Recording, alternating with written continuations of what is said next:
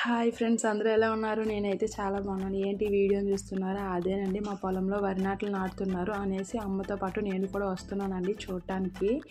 నేను ఎప్పుడు ఇంతకుముందు చాలాసార్లు వచ్చాను, కాకపోతే అప్పుడు వీడియోస్ అవి తీయలేదు. ఫస్ట్ టైం నేనైతే వీడియో తీస్తున్నానండి, మీకు కూడా చూపిద్దాం అన్నట్టు.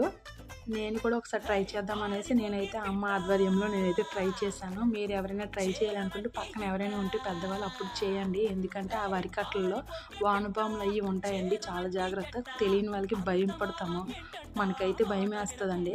అమ్మ వాళ్ళకైతే అలవాటు అవుతుంది కాబట్టి వాళ్ళకేం పెద్దగా ప్రాబ్లం ఏం లేదు.